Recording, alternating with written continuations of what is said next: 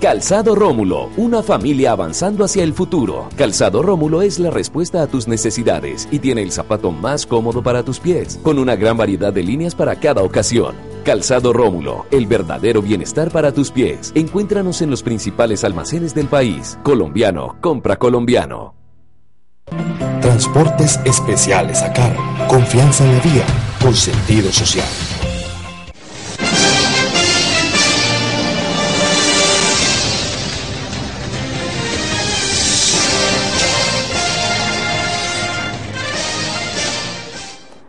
Amables televidentes, los saluda José Alberto Tejada Echeverri, presentándoles el programa institucional del Canal 2 informativo Nuestra Gente. Hoy estoy acompañado en el estudio por 3 panelistas ya institucionales de nuestro programa y que nos acompañan semanalmente. Hoy lidera el grupo de panelistas el doctor Norberto Tascón, quien ya conocen ustedes, es un dirigente del Partido Liberal, actualmente es copresidente del Partido Liberal en el Valle del Cauca. Está también con nosotros Carlos Arturo Oviedo, él es militante del Partido Conservador y especialista en temas ambientales, está dedicado a labores, además de profesionales, de dirigencia política y social. Y Andrés Güengue, quien es economista y dirigente social y político en la zona de Jamundí y aquí en Cali, trabajando con los grupos ligados a Alianza Verde. A los 3 los saludo y les agradezco por estar en el programa. Buenos días. Muy buenos días, panelistas, muy buenos días a la teleaudiencia y muchas gracias por estar aquí de nuevo. Buenos días a los televidentes y buenos días a los compañeros de mesa. Muchas gracias pues nuevamente al Canal 2 y a José Alberto por la invitación. Muy buenos días, José Alberto, a los colegas de la mesa y a toda nuestra amable audiencia que a esta hora esperan el informativo de Nuestra Gente. Muy bien, entremos en materia. Ayer ya hicimos una primera introducción al tema del Hospital Universitario del Valle. Sin embargo, este tema sigue tomando vuelo porque cada vez se reconocen más detalles de lo que se supone es la explicación en contexto de lo que viene pasando en el hospital. Hay personas que manifiestan que la crisis del hospital universitario no es de los últimos 2 o 3 años, que es el tiempo que gerencia Rubiano. ¿Jaime Rubiano es? Jaime Rubiano, que es además profesor universitario y que está vinculado al hospital hace 35 o 40 años, es decir, no es un advenedizo. Pero el tema es que el hospital hace parte de todo este sistema de salud. Lo que es inaudito, y esta es una opinión del periodista que les habla, es que el gobernador del Valle salga casi que a lavarse las manos en Telepacífico y lavándose las manos en Telepacífico recoge el agua sucia de esa lavada de manos y en público y a través de un sistema televisivo le pida la renuncia al gerente del hospital porque presuntamente él es el único responsable de la crisis del hospital y que además el gobernador no tiene velas en esa situación porque, según él, no está enterado de las decisiones administrativas y gerenciales que ha tomado Jaime Rubiano. A nosotros nos parece de suma gravedad que la primera autoridad del departamento esté casi que tirando a los leones a uno de los funcionarios de una de las instituciones públicas más importantes de la región por cuenta y razón de que es un mal administrador y que él como gobernador ya decide quitarle su respaldo. Ese es el primer tema que quiero poner en la mesa. Quiero pedirle a usted, don Carlos Arturo, que comience con su opinión. Bueno, José Alberto, el tema del hospital universitario es un tema que tiene un sobrediagnóstico. Hay varios elementos que yo quiero poner aquí en la mesa frente al tema del hospital. Lo primero es efectivamente que nosotros tenemos un sistema de salud, el Sistema General de Seguridad Social y Salud, que tiene una serie de enredos y de riesgos en términos de toda su operación que está, digamos, generando un gran problema, digamos, referido al hospital. El segundo elemento es un elemento que tiene que ver con la facultad que tiene el gobernador para remover el director del hospital. Yo en algún momento pienso que lo que el gobernador manifestó junto con el presidente de la Junta Directiva, el secretario de Salud del departamento, es que ellos, aunque participaron en las decisiones o en las juntas directivas, ¿sí?, la Junta Directiva no solamente la compone el gobernador, sino que la componen una gran cantidad de instituciones y fueron a ellos a quienes el médico Rubiano fue y les presentó las famosas alianzas público-privadas que aquí en alguna ocasión tuvimos la oportunidad de mencionar, en donde se hacían 7 alianzas público-privadas de los 7 negocios más importantes que tenía el hospital universitario, y en ese momento se advirtió que efectivamente esas alianzas público-privadas iban a dar al traste con el hecho de que los pocos recursos buenos que podía obtener el hospital en términos de sus mejores negocios, como era el SOAT, la cirugía bariátrica y ese tipo, digamos, de negocios, de alguna manera iban a terminar generándole un lastre al hospital universitario, como efectivamente está sucediendo. El otro problema que hay con las empresas sociales del Estado es que se les ha dado una supuesta autonomía y unos periodos fijos. Y eso hace que esté pasando lo que está pasando ahorita, que el gobernador, que se supone que es el dueño del hospital universitario porque es de la facultad del departamento, no pueda simplemente darle, digamos, la carta de renuncia o la destitución al hospital, al director del hospital, porque está sujeto a una junta directiva y un periodo fijo. Yo creo que ese tema es un tema que inclusive en algún momento se discutió en muchas de las reformas que han habido, ¿sí? En una de estas muchas reformas que han habido, en las cuales se decía que los gobernadores y los alcaldes, dependiendo de la facultad que tuvieran ellos de esa designación, pues que ellos pudieran remover los directores. Fíjese que ese caso no pasa en las empresas sociales del Estado de Cali, aunque deben tener las mismas circunstancias y los mismos problemas que tiene el hospital universitario. Y un tercer elemento es el que tiene que ver con la falta de gerencia del señor Jaime Rubiano. Mire, yo siempre he dicho que el sistema de seguridad social en salud se equivocó cuando a través de un decreto graduaron de administradores a los médicos. Los médicos, que fueron muy buenos médicos en su momento, se convirtieron en unos pésimos administradores. El señor Rubiano podrá ser un muy buen profesional en oncología, es una persona que sabe mucho el tema, pero de administración ya demostró que no sabe absolutamente nada. Es imposible que el mismo ministro de Salud, que el ministerio hace parte de la junta directiva del hospital universitario, haya salido a decir apenas se generó la crisis que parece ser que el hospital universitario dejó de presentar durante unos meses las cuentas de cobro a Caprecon o a algunas de las entidades a las cuales le facturaba. José Alberto, si un administrador no está pendiente de cobrar sus acreencias, o por lo menos de facturarla, entonces ¿qué sentido tiene lo que está haciendo el señor ahí? Lo grave del hospital es que el hospital nosotros todos somos dueños del hospital universitario. Hay una situación de crisis del hospital universitario que es necesario abordarla, porque el hospital universitario, así como le sucede a Cali, es un hospital que, aunque es departamental, es un hospital que es centro de referencia de todo el suroccidente colombiano. José Alberto, si usted llega a la zona de urgencias, usted encuentra ahí gente de Guapi, de Tumaco, del Cauca, es decir, el hospital universitario tiene un colapso general, pero con esas pésimas, dinámicas administrativas que tiene el señor Jaime Rubiano, pues obviamente que va a ser muy difícil que se puedan, generar mejoras para el hospital universitario. Andrés Wengue, usted está muy cercano a Jorge Iván Ospina. Jorge Iván Ospina es de hecho fue director del hospital universitario, y yo me atrevería a decir que ahí comenzó su carrera política, porque cuando él estuvo en el hospital mojó mucha prensa y se mostraba como el líder gerencial médico más notable de esta región. Pero hay quienes dicen que desde esa época vienen los problemas del Hospital Universitario del Valle. Y agrégale un poquito más. Después pasó a ser alcalde de la ciudad y liquidó Calisalud, que es una de las mayores deudoras del hospital. Mira, yo considero que, pues sí, una vez le hice la pregunta a Jorge Iván que cómo miraba o veía él el tema de la designación de Rubiano como gerente del hospital. Recuerdo que esa vez él me dijo, pues es interesante, pero es dudosa. Es decir, considero que un académico como lo de Rubiano, sí, netamente académico, entrar a administrar una organización tan compleja como lo es el hospital, le va a ser difícil, ¿sí? Y creo que hoy en día pues se está evidenciando lo que él en su momento predijo. Yo creo que en Colombia, pues el concepto de entrar lo privado a lo público, pues es un concepto que ya se maneja y se maneja dentro de varias, no solamente dentro de la salud, sino que varios otros sectores.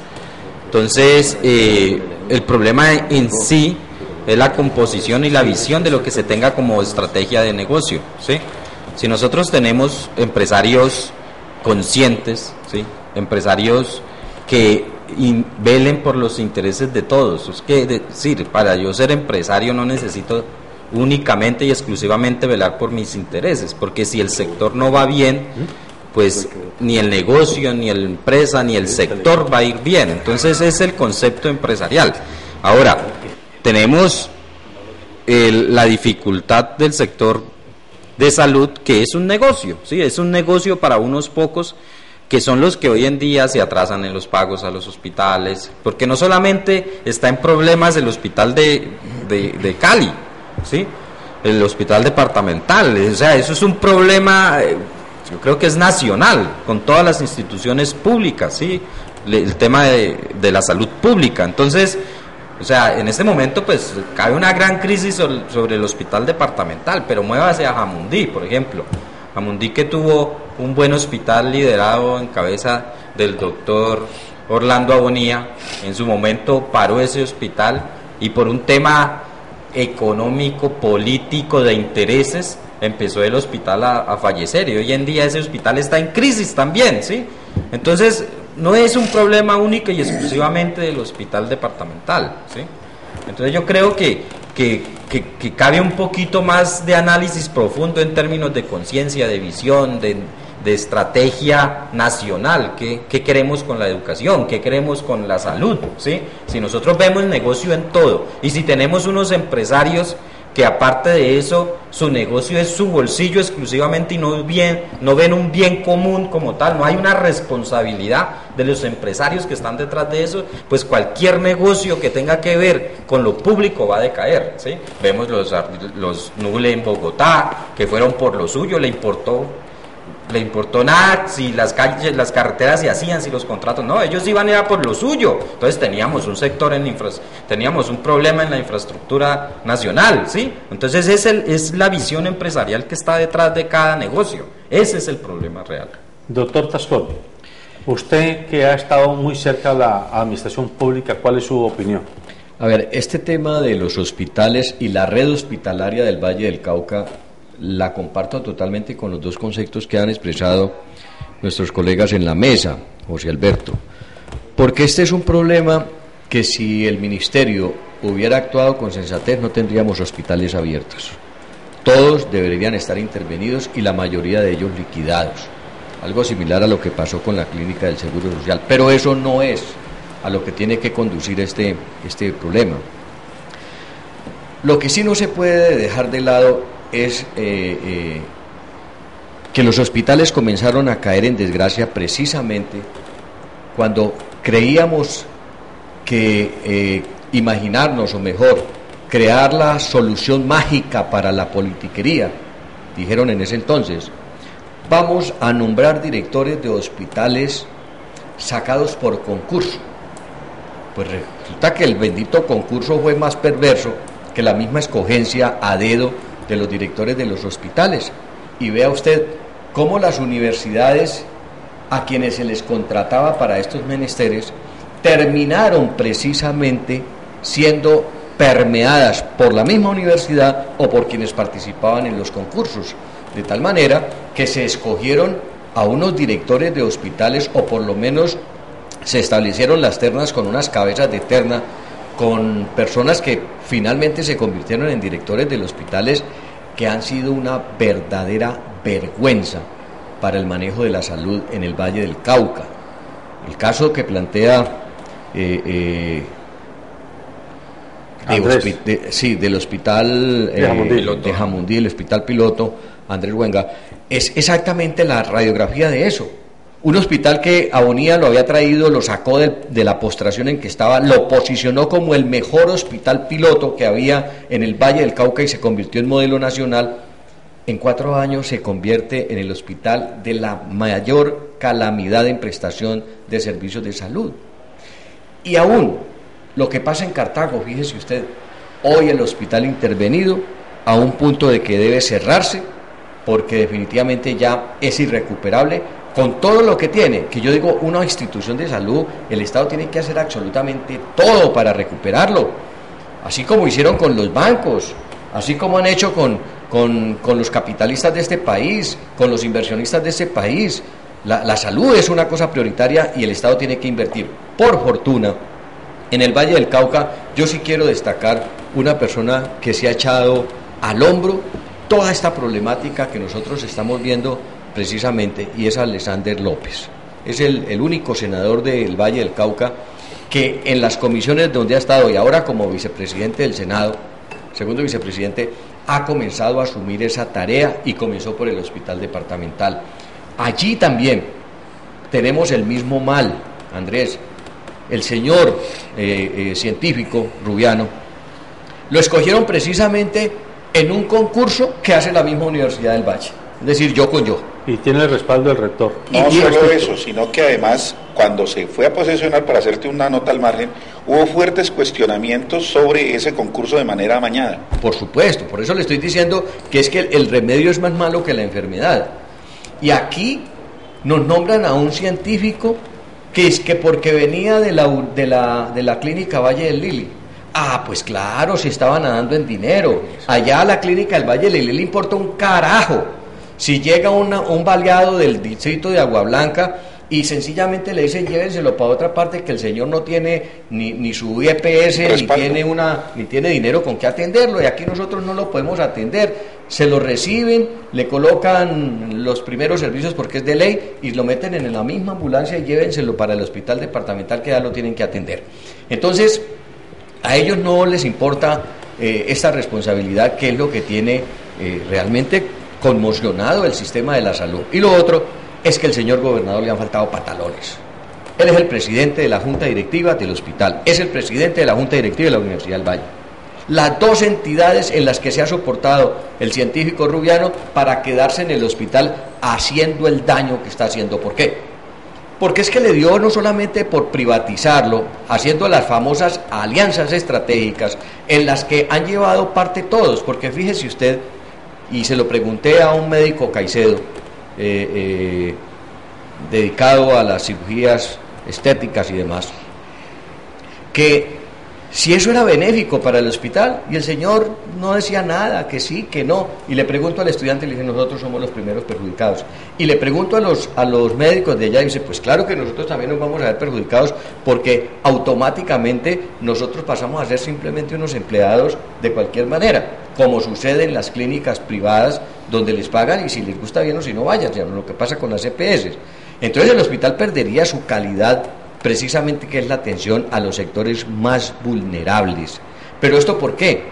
Porque desafortunadamente se privatizan los servicios y la universidad no tendría la liberalidad, la Universidad del Valle con su Facultad de Medicina no tendría la liberalidad con la que fue hecha el hospital departamental también en sus primeras esencias, cuando lo adscriben a la Universidad del Valle como el hospital donde precisamente los estudiantes de medicina van a hacer sus prácticas, y no solamente ellos, sino también aquellos que se están especializando.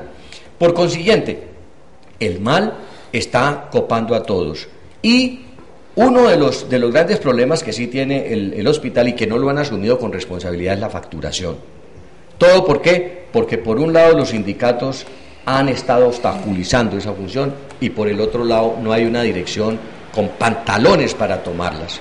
Porque la facturación es el primer escaño para que ingrese dinero, como el vehículo para que ingrese dinero al hospital, en razón a que si se hace una mala facturación de los servicios prestados por el hospital, las EPS glosan esas facturas y en ese ir para acá y para allá termina el hospital perdiendo esa plata, porque la EPS, hasta que no le legalicen las cosas, no paga. Y como regularmente en ese proceso interviene el paciente, interviene el médico e interviene la institución, en el proceso de facturación, cuando en el momento de la actuación no se soluciona el problema, ya es muy difícil ir a buscar a un paciente que atendió el hospital que no saben siquiera dónde está para que firme una factura o para que firme una certificación de que fue atendido por ese hospital en condiciones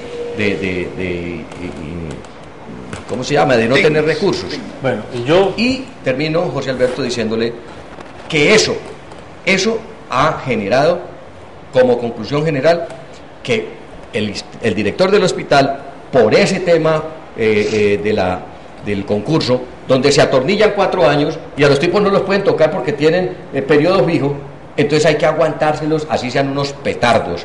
Y peor, cuando hay una junta directiva permisiva, cuando hay un gobernador permisivo, cuando hay un director de la Universidad del Valle permisivo, que no son capaces de decirle al señor Rubiano, córrase de aquí, hágase a un lado, que usted está perjudicando, usted está acabando con la entidad, si es que verdaderamente es un médico, tiene estética y tiene por lo menos la ética profesional para no acabar con eso que nos ha costado a los vallecocanos tanto sudor y tantas lágrimas, porque de sí ya el ministerio le ha tirado un salvavidas a esto, y es hacer posible comprarle la deuda a las EPS que se quejan de todo esto también, comprarles la deuda a las EPS pero pagándole directamente a esos hospitales. Ojalá que ese colchón y ese neumático que ha tirado el Ministerio de Gobierno sirva para apalar la crisis del hospital, pero tiene que ser con una condición sine qua non: que se vaya el señor Rubiano, porque es uno de los causantes de la mala administración del hospital, y 2, que el Ministerio, creo que ya en la ley del equilibrio de poderes lograron tumbar eso,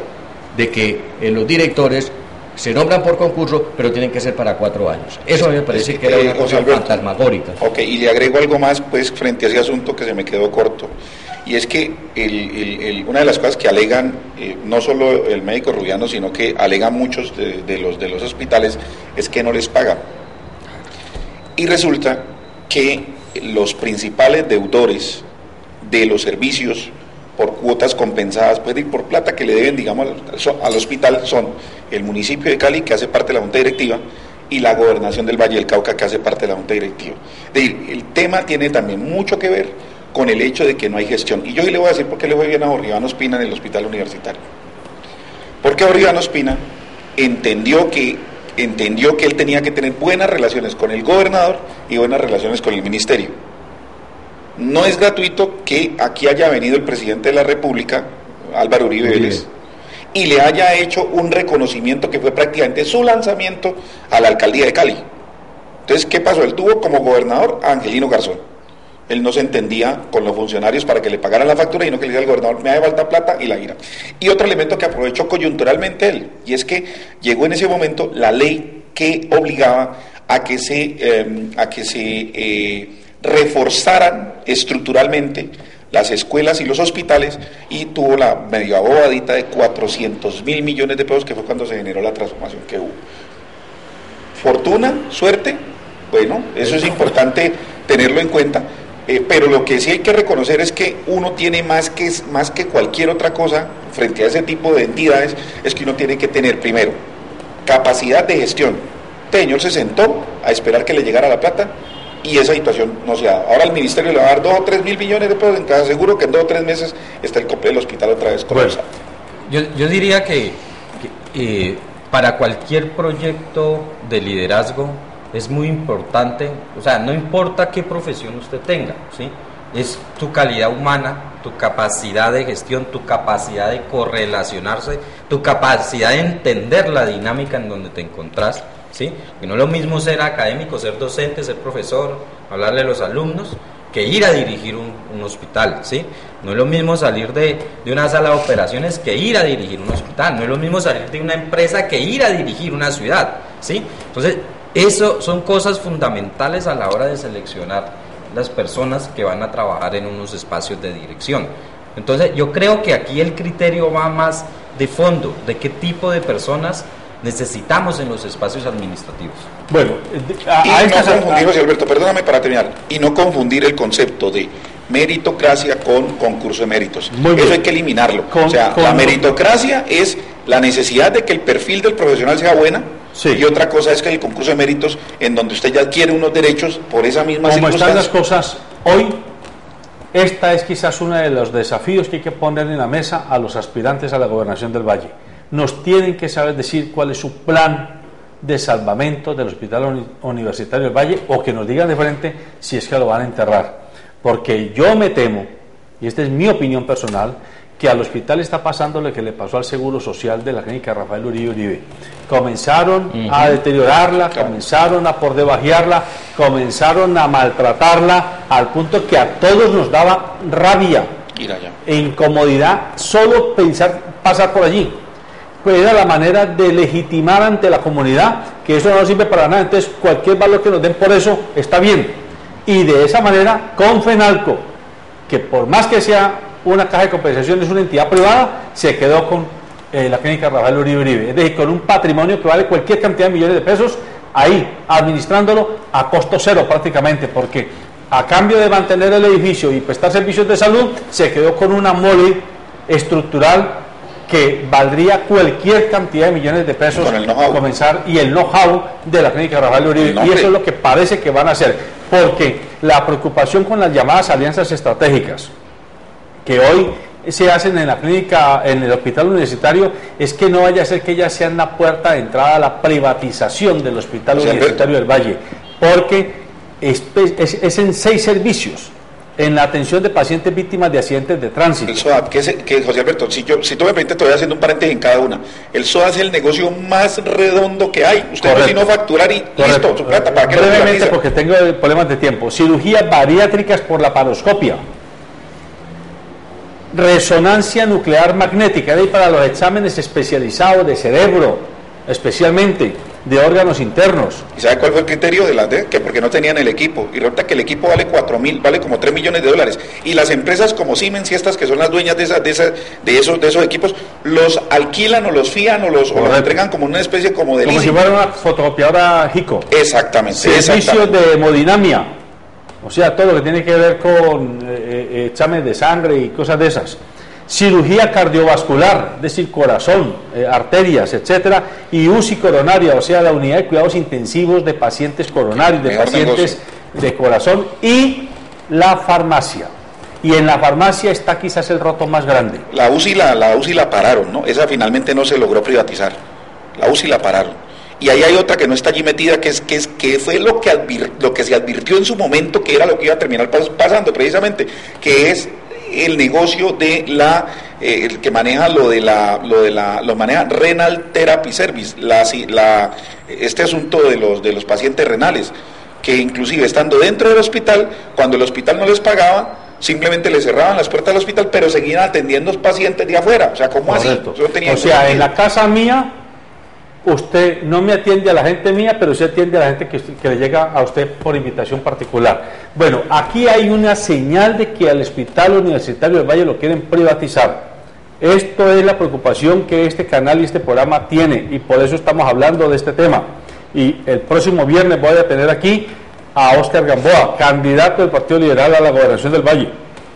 Este será uno de los temas que vamos a poner sobre la mesa para que nos diga qué va a hacer, pero que no nos diga generalidades, que no nos diga vamos a ponerle plata, vamos a tener un gerente bueno, vamos a tener una junta directiva. Eso son generalidades, son lugares comunes. Que nos diga qué medidas concretas va a tomar para salvar al Hospital Universitario del Valle, y alértese usted, amiga, y alértese usted, amigo, porque cualquier día usted o yo podemos estar en el Hospital Universitario del Valle y no vaya a ser que no nos atiendan porque no hay capacidad de atención. Yo mismo tengo una parienta que trabajó en el hospital universitario casi 10 años como terapista respiratoria por esas famosas cooperativas que todo el mundo sabe son de políticos. ¿Sí? Políticos que se quedan con casi la mitad de lo que facturan por cada trabajador. Y esta muchacha casi 10 años sin tener contrato de trabajo con el hospital, y se la llevó el Hospital San Vicente de Paúl de Medellín con contrato laboral por considerar que su experiencia en el Hospital Universitario del Valle era magnífica para lo que ellos necesitaban. O sea que en otras partes sí valoran la experiencia y la capacidad de nuestros profesionales, pero aquí no sirven sino para justificarle al político y al intermediario cómo sacar la plática por artificios legales. Demos una vuelta de página y hablemos de otro tema que le preocupa al país y que le debe preocupar al país. El presidente Juan Manuel Santos anunció que no autoriza más bombardeos a los campamentos de las FARC. E inmediatamente algunos sectores de opinión dijeron: esto es la entrega ahora sí definitiva al país. Ya Juan Manuel Santos se arrodilló, no falta sino que le bese los pies a las FARC. Y ayer precisamente en el Congreso de la República hubo un rifirrafe con Roy Barreras y Álvaro Uribe Vélez. Roy Barreras, que antes fue aliado, yo me acuerdo que Roy Barreras le decía a Álvaro Uribe que él era el Mesías casi. Hoy está diciendo: usted en su gobierno le dio negociaciones ilegales a los paramilitares y casi que no les puso condenas, y les ofreció entrar al Congreso de la República. ¿Por qué se escandaliza ahora de que en este esquema de negociación se estén ofreciendo cosas similares a las FARC? Pero además apareció en escena un señor que se llama Enrique Santiago. Enrique Santiago es un abogado español que ha estado vinculado a la militancia de Izquierda Unida, que es un partido de izquierdas en España, que hoy tiene cuota de poder político en el Estado español, y que ha trabajado al lado de Baltasar Garzón, el famoso juez contra el franquismo. Este señor, ante una entrevista que le han hecho, ha dicho: mire, las FARC están diciendo no a la rendición porque estamos en una negociación. Si están pretendiendo algunos sectores del país que las FARC se rindan, eso no se va a dar. 2, las FARC no aceptan cárcel ni penas punitivas únicamente para ellos. Las FARC parten del principio de que en el conflicto han existido dos victimarios, dos partes, ellos y el Estado, y dice claramente: en una dictadura la cadena de mando del Estado termina en la Junta Militar, en una democracia la cadena de mando termina en la Casa Presidencial y en el Consejo de Ministros, porque es hasta allá, a esos niveles, donde hay que buscar cómo llegar con el hilo para saber las órdenes de dónde vienen para defender o atacar a determinados sectores de la población. El tema está caliente, las FARC están diciendo: no aceptamos cárcel para nosotros, aceptamos que se discuta una estrategia de verdad, justicia y reparación, pero donde se sancione a las FARC y se sancione al establecimiento colombiano. Ya no hablan de paramilitares, sino de establecimiento colombiano. Ese es el punto. Oiga, José Alberto, pero ¿por qué no concluyó? Es que ahí hay una excepción a ese planteamiento que usted hace, excepción a la regla. En Colombia tal vez es la única parte donde no ha podido llegar eso hasta la cabeza del Estado, que sería el expresidente Uribe. Correcto, es que eso es lo que dice Enrique Santiago. A ver, pero yo sí quiero poner varias cosas sobre la mesa, y son las siguientes. Aquí se ha dicho con mucha hasta la saciedad que no se está, digamos, discutiendo en La Habana el modelo económico, ni el modelo político, ni el modelo institucional del Estado. Y lo que me preocupa de las declaraciones que se plantean allí, ¿sí?, es que, primero, yo no he escuchado por ninguna parte que se esté planteando que la FARC se tiene que rendir. Yo lo que estoy escuchando es que ellos están discutiendo, están, negociando que ellos hagan una dejación de armas y que dejen de hacer política armada para hacer una política, digamos, democrática o institucional. Lo segundo, están comparando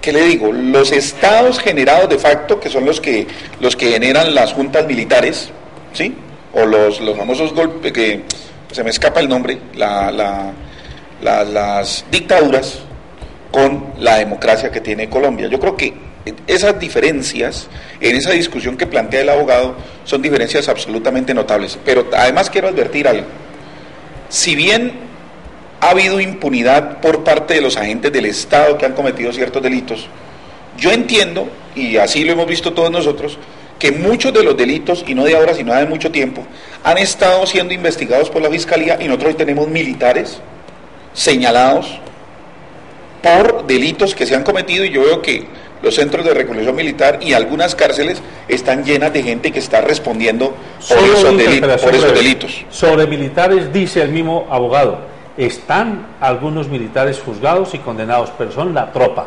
Okay. El generalato no está tocado. Ok, José Alberto, pero entonces también digamos que en términos muy prácticos, yo creo que cuando comenzamos a desagregar ese asunto, eso se termina convirtiendo en un verdadero enredo, porque la señal que está dando el señor Santiago allí es que entonces tienen que poner preso al presidente de la República porque ordenó un bombardeo contra unos grupos digamos que están alzados en armas y que no están dentro de la institucionalidad. Así lo está entendiendo la gente y no de otra manera, porque es que una cosa es cuando en un ejercicio, digamos, militar, usted se enfrenta a un grupo guerrillero que está también armado, y en esa dinámica terminan, digamos, lamentablemente afectados algunas personas que no tienen nada que ver con el conflicto, y entonces en ese orden de ideas entonces tienen que también juzgar a estos militares que están defendiéndose. Yo creo que ese es un tema bastante complicado, y yo creo que ahora sí me parece que estamos llegando a la verdadera esencia de la discusión, que es el tema de cómo es que nosotros vamos a lograr que el asunto se dé. Porque le digo una cosa, José Alberto, óigame bien eso que le digo, si la FARC no va a dar ni un solo día de cárcel por los delitos que cometan, ¿sí?, pues tampoco entonces tendrían que tener a los militares en las cárceles por los delitos que cometieron. Permítame, lo interrumpo para darle la palabra a los otros dos colegas porque el tiempo comienza a premiar. Yo creo que, digamos, todo es hacer un poquito de memoria. De historia. ¿Sí? De historia. Es decir, en Colombia no existe una democracia, ¿sí? Es una democracia aparente, ¿sí? Pero en Colombia es uno de los países que más líderes sociales ha puesto bajo tierra, ¿sí? Y es decir, y muchos de ellos vienen, o sea, las raíces vienen del mismo Estado, ¿sí? Yo creo que cuando dos personas se sientan a negociar, usted analiza el contexto y determina de ahí para adelante cuáles son las garantías que se tienen que dar, las premisas para usted bajar entregar las armas y entrar a participar. Entonces, si nosotros empezamos a hablar Galán, Gaitán, Pizarro, todos estos crímenes que se han cometido, ¿sí?, muchas esencias vienen desde lo político, desde el Estado directamente. Entonces yo creo que si uno hace análisis concreto y tiene en cuenta la historia, pues por eso es que hay ciertas palanqueras. Yo creo que este señor salga a hablar y a decir muy concretamente lo que se está pidiendo es una buena señal de que se está avanzando, ¿sí? Que hoy en día el presidente salga a decir que paramos los bombardeos es una buena señal que se está avanzando, ¿sí? Porque eso deja con muchos sinsabor, los que están a favor de la guerra o los que son extremistas o los que quieren seguir con este tema de guerra, pues ellos van a estar en contra, y eso es lógico, ¿sí? Pero yo creo que la mayor parte de la ciudadanía debe hacer énfasis en esas cosas. Se está avanzando desde que se empiezan a dar pasos. A ver, José Alberto y colegas, a mí me parece que hay que partir de un hecho, y yo valoro mucho las palabras, o por lo menos la declaración que usted ha traído de Enrique Santiago, que es uno de los abogados que tiene la FARC acomodado en la mesa de La Habana, y es en el sentido de reconocer algo que hace rato lo sabemos. Precisamente estos casi 60 años de combate y de lucha es por una sola razón, porque no se ha podido derrotar a las FARC. Eso no tiene otra razón, es esa, la única. No se ha podido derrotar a las FARC. Si no se ha podido derrotar a las FARC, lo único que queda como herramienta de solución del conflicto son los diálogos. Y es haber negociado o estar negociando en La Habana esto que es un problema del país, que a todos nos toca por igual, de pronto no a todos, a los pobres más que a los ricos, porque son finalmente quienes ponen los muertos, porque los soldados y los guerrilleros son exactamente gente del pueblo, gente humilde, que es la que termina peleando para que los que están arriba, ahí sí vuelvo y retomo invirtiendo la pirámide, desde el presidente hacia abajo, están metidos en el entremés todos los negociantes de la guerra, los que venden los pertrechos, los que venden las armas, los que venden la pólvora, los que venden la comida para los soldados, etcétera. Todo eso son beneficiarios del tema de la guerra, y si se acaba la razón del negocio, pues lógicamente se acaban sus negocios.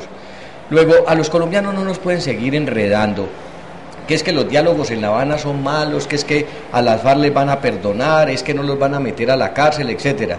Allá hay un poco de bobalicones en la mitad, que todavía son personas que adoran al rey Uribe, y entonces, como en las épocas de la colonia, consideran que Uribe, siendo un mesiático, hay que adorarlo y hay que tenerle como cierto todo lo que dice.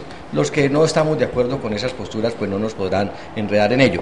Pero la conclusión, José Alberto, es que desafortunadamente, como consecuencia de no haber sido vencidas las FARC ni el ELN, porque son dos grupos que están en contienda militar y lo acaban de demostrar cuando se rompió la tregua unilateral, que vino toda esta matanza de soldados y matanza de guerrilleros.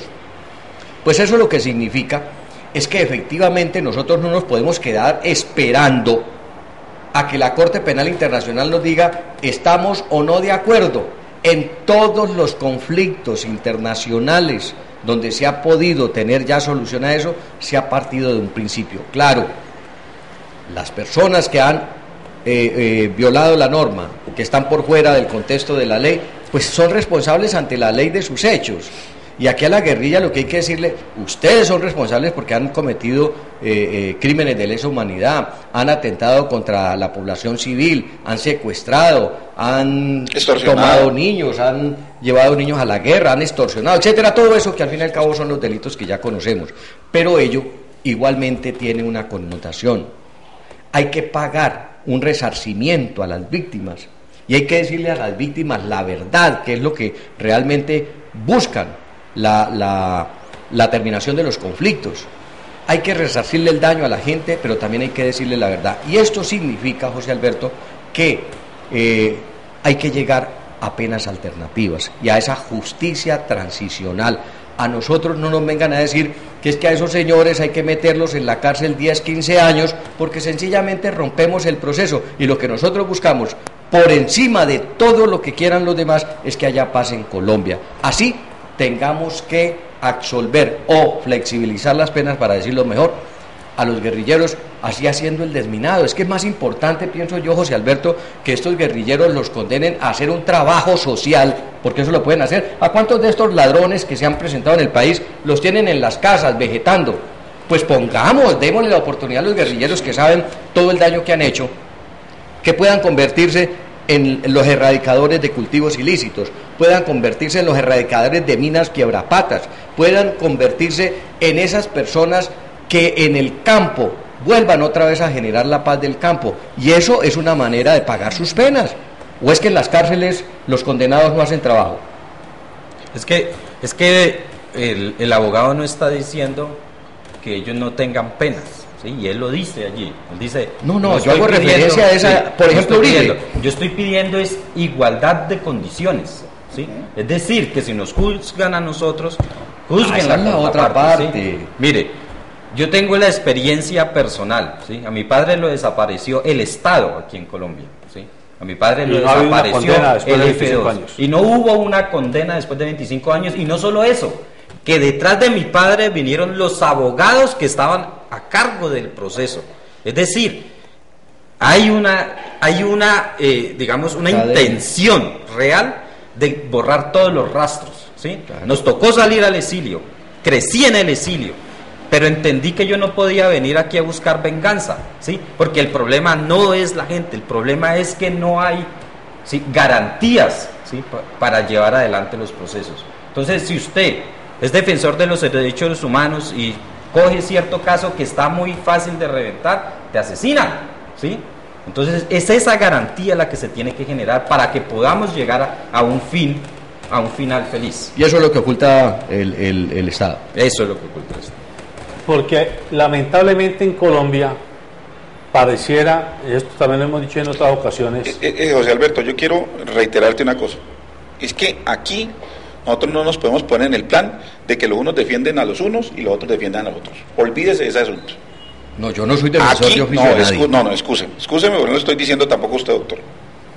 No quiero que quede entre líneas, ni tampoco para nuestros televidentes, ni más faltaba para nosotros, que es que fulano defiende a una posición. No, perdóneme.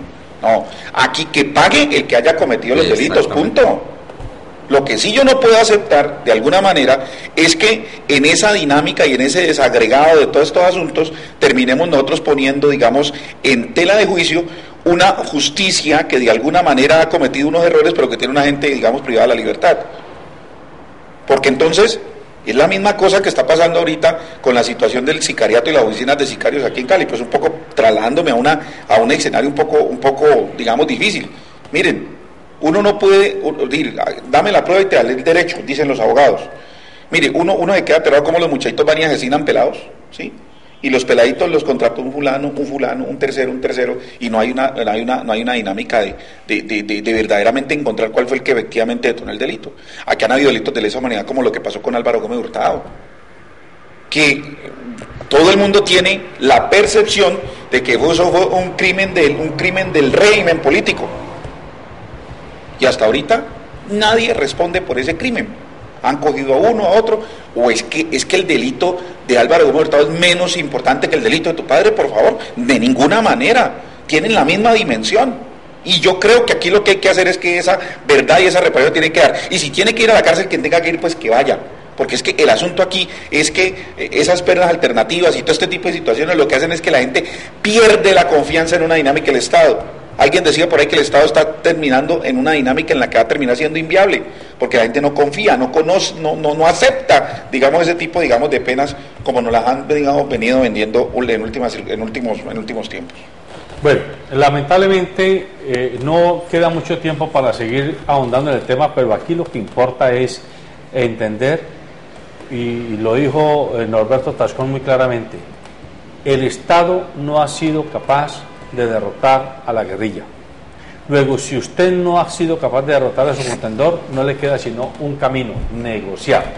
Y negociar no es imponer, negociar es acordar con el contrario, con mi adversario, con mi enemigo, unos mínimos para no seguirnos matando, unos mínimos para no seguirnos dando bala y poniendo bombas, para tratar de dilucidar nuestros conflictos por vía de la política.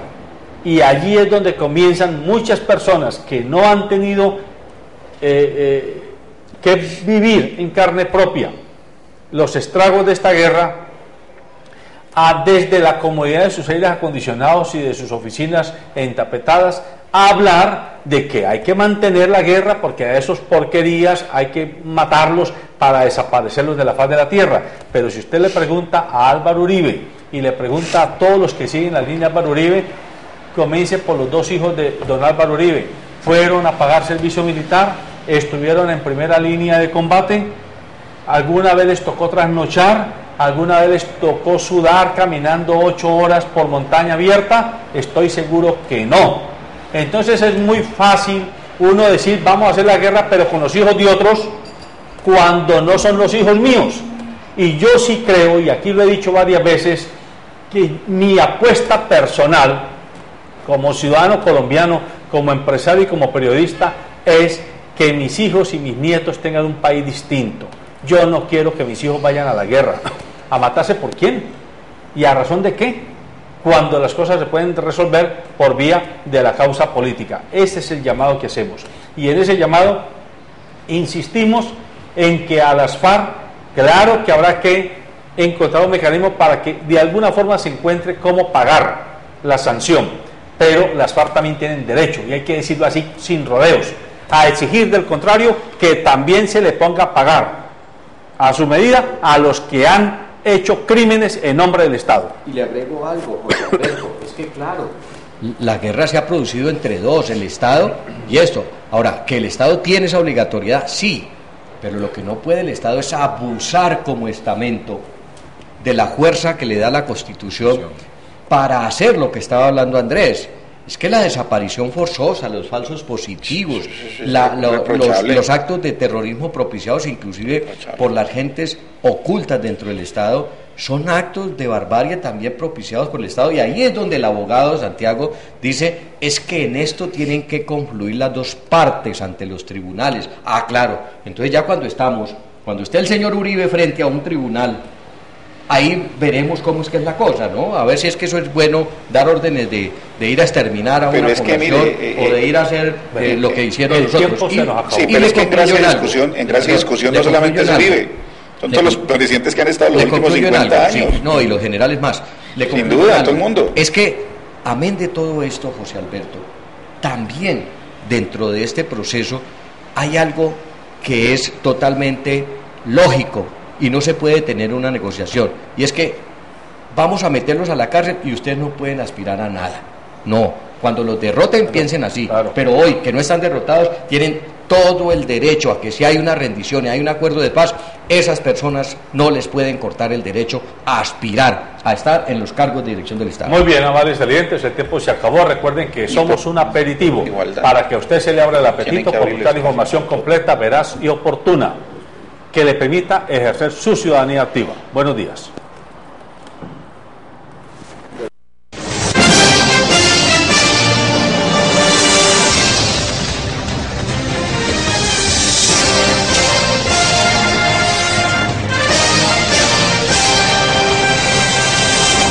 Calzado Rómulo, una familia avanzando hacia el futuro. Calzado Rómulo es la respuesta a tus necesidades y tiene el zapato más cómodo para tus pies, con una gran variedad de líneas para cada ocasión. Calzado Rómulo, el verdadero bienestar para tus pies. Encuéntranos en los principales almacenes del país. Colombiano, compra colombiano.